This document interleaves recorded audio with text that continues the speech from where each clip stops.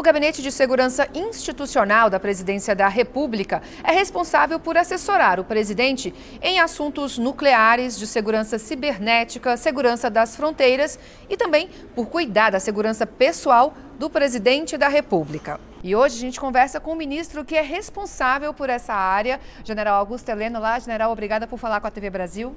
Boa noite, é um prazer muito grande poder me dirigir aos brasileiros e brasileiras que vão nos ouvir um pouquinho quanto às missões do Gabinete de Segurança Institucional. Essas missões, às vezes, são um pouco desconhecidas. Ministro, apesar de sempre existirem desafios, principalmente no comando de um país do tamanho e da importância do Brasil, eu acredito que nenhum chefe de Estado, nenhum governo estava preparado ou esperava enfrentar uma pandemia como a gente está enfrentando agora com o coronavírus em 2020. Com o governo brasileiro, como é que está a situação? Os senhores se sentem preparados para lidar com isso? Quais medidas têm tomado para poder minimizar os prejuízos que virão, certamente, por conta dessa pandemia? Realmente a pandemia foi uma surpresa extremamente desagradável para o mundo inteiro. Modificou muito as perspectivas de alguns países e o Brasil foi seriamente afetado, uma vez que nós estávamos saindo de uma crise que nós podemos considerar que durou 20 anos, onde nós tivemos um país que foi afetado seriamente pela corrupção, pela má gestão, por uma série de fatores que colocaram o Brasil numa situação muito difícil, e o presidente Jair Bolsonaro, nesse primeiro ano de governo, tinha conseguido dar um salto de qualidade em muitas coisas dentro do Brasil e principalmente da nossa projeção internacional. Então, de repente, essa pandemia veio afetar diretamente o planejamento que vinha sendo feito, principalmente na área econômica, onde a nossa mudança em relação ao que vinha acontecendo anteriormente, ela era flagrante. Nós tivemos um salto de qualidade na nossa economia muito grande. E já fomos prejudicados no final de 2019 por uma retração mundial que começou a afetar a China e acabou se alastrando pelo mundo inteiro. Então isso foi muito sério para nós, mas nós temos capacidade de vencer essa dificuldade. Nós vamos sair muito bem disso, eu tenho certeza. Agora, é lógico, com um período onde todos os brasileiros e brasileiras de todas as idades acabaram se vendo afetados seriamente por essa situação que as providências, principalmente, obrigaram a mudar o dia a dia de 90% dos brasileiros. E aí, no campo das providências, a gente tem o Gabinete de Segurança Institucional, o GSI, que, como o senhor falou na sua apresentação, não é um ministério muito bem conhecido pelo povo, pelo povão que nos assiste. Então, eu gostaria que o senhor falasse qual tem sido, primeiro explicasse para o público que está nos assistindo o que é o GSI, qual é o papel do GSI e o que ele tem sido, qual o papel dele neste momento no esforço de combate a essa pandemia. Muita gente vê o Gabinete de Segurança Institucional, o GSI, como responsável pela segurança do presidente e de seus familiares. Realmente essa é a missão que chama mais atenção, é a missão mais visível nossa. Mas nós somos a cabeça do sistema de inteligência do Brasil, que inclui a Agência Brasileira de Inteligência e mais 19 órgãos de inteligência de diferentes ministérios. Nós somos responsáveis pelo Programa Integrado de Apoio à Fronteira, somos responsáveis pela área nuclear, somos responsáveis pela segurança cibernética e tudo isso concentrado num órgão que funciona dentro do Palácio do Planalto, cujas responsabilidades abrangem o país inteiro. O nosso efetivo não é muito grande, então nós temos um volume de trabalho bastante diverso em termos de atribuições, que exige uma qualidade muito grande, porque nós assessoramos diretamente o presidente da República, e isso nos dá uma responsabilidade que nos honra muito. Eu acho uma honra a responsabilidade que nós temos, mas também sabemos que as tarefas não são fáceis. Mas estamos prontos para tentar cumpri-las da melhor maneira possível. Perfeito, ministro. E aí, nesse contexto, diante das funções do GSI, o que vocês podem assessorar ou fazem de fato, né, do núcleo de esforços para se combater ou para se minimizar os efeitos do coronavírus no Brasil? Nós temos a nossa Agência Brasileira de Inteligência, como nós temos agentes no Brasil inteiro, e trabalhamos junto com outros órgãos, que são órgãos de inteligência, também com participação nacional. Vou citar alguns exemplos. A Polícia Federal, trabalhamos diretamente com eles, trabalhamos com o Exército, a Marinha, a Força Aérea e o Ministério da Defesa. Cada uma dessas forças tem seus centros de inteligência. O Ministério da Defesa concentra o que vem dessas três forças. Trabalhamos com todas as polícias militares e polícias civis do Brasil. Então, esse sistema de inteligência, ele tem condições de dar uma visão do país inteiro. E no caso do Covid-19, acabou a ABIN buscando reunir num centro de operações que hoje está integrado ao centro de operações do próprio Palácio, onde funciona um centro que cuida do Covid-19 em tempo integral.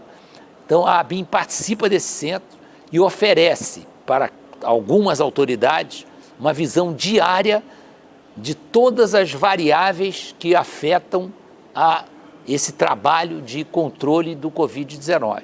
Então, nós temos uma série de gráficos, uma série de mapas com representações gráficas e com quantitativos, com estatísticas, que são extremamente válidos para o acompanhamento do Covid. Então, muitas decisões são tomadas em cima desses gráficos, dessas estatísticas, que um dos órgãos que participa diariamente dessa comissão, dessa conferência, né, desse órgão de concentração de esforços em cima do Covid, a ABIN tem um papel relevante. E nós temos gente lá 24/24, 7/7. Ministro, o senhor disse na sua apresentação que a ABIN também é responsável por segurança cibernética. Passa pela ABIN, é claro que ela não é o órgão exclusivo que cuida disso na estrutura do governo federal, mas ela seria a cabeça do sistema, né? De onde partem as diretrizes, do modo como eu entendi.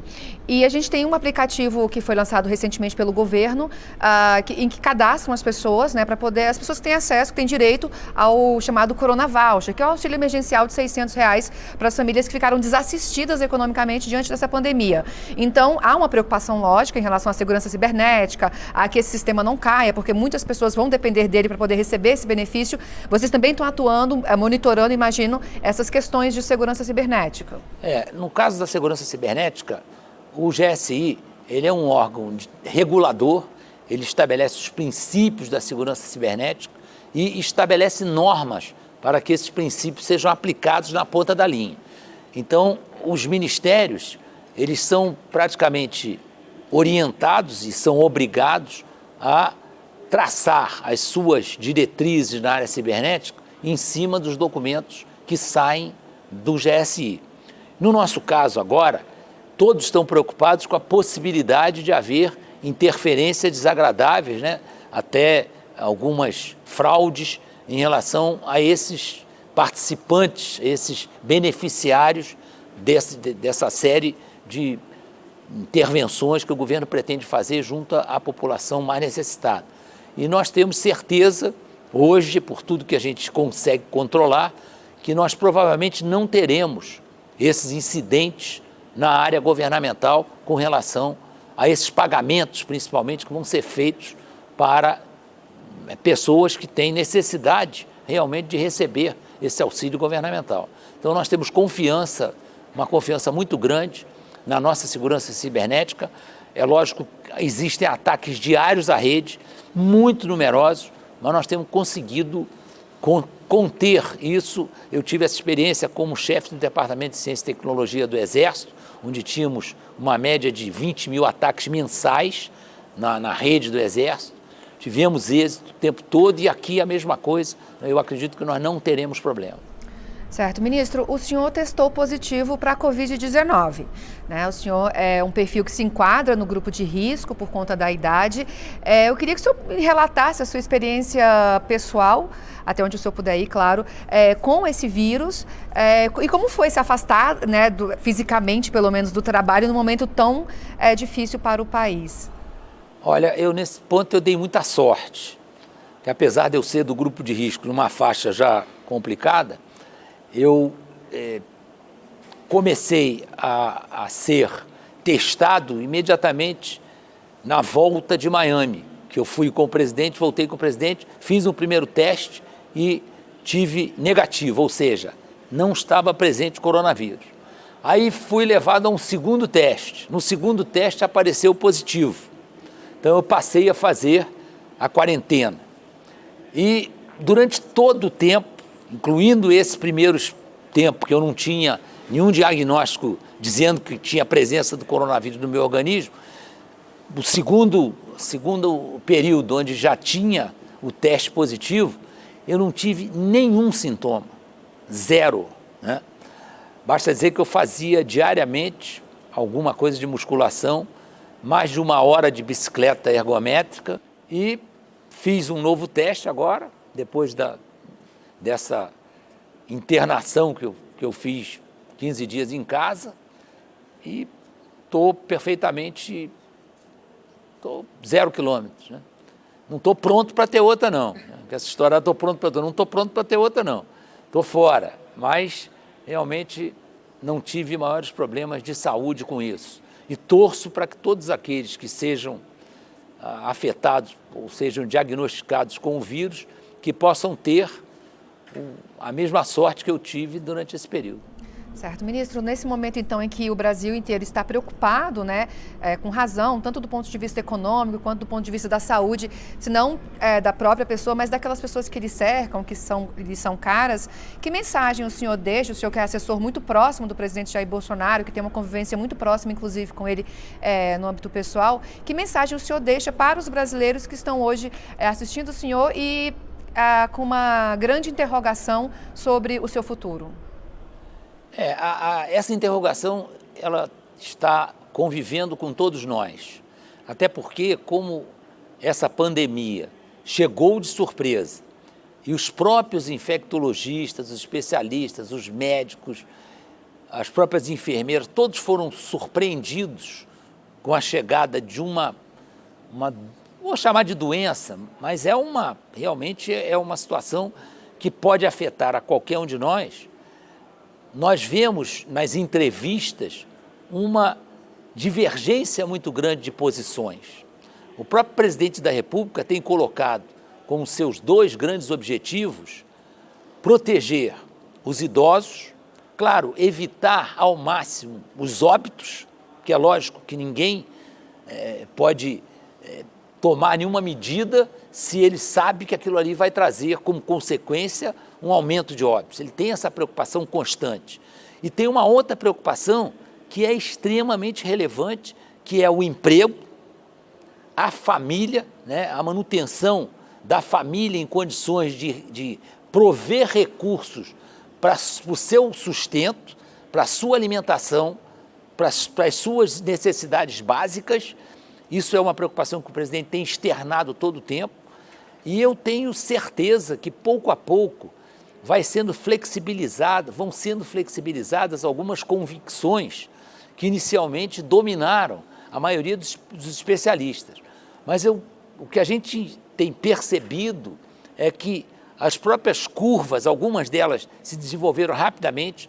A curva brasileira, ela está sofrendo já alguma contenção e nós vamos sair disso aí melhores do que nós esperávamos. Havia muitas perspectivas pessimistas, perspectivas que pareciam que ia ser um caos total, né? Uma catástrofe. Isso já está se delineando como alguma coisa que não vai acontecer. E tem a impressão que o retorno ao trabalho, isso vai ser uma coisa natural, isso vai sendo providenciado pelos próprios responsáveis por conduzir isso aí a nível estados e municípios, e a minha sensação é que nós vamos, dentro de 2 semanas, vamos caminhar para a normalização e vamos sair disso aí, como o Brasil sempre saiu. O Brasil já enfrentou outros problemas sérios e nós vamos sair bem disso aí. Ok, ministro, obrigada pela sua entrevista à TV Brasil. Agradeço a participação no Brasil. Obrigado, eu que agradeço pela possibilidade de conversar com os nossos amigos e amigas. Muito obrigado.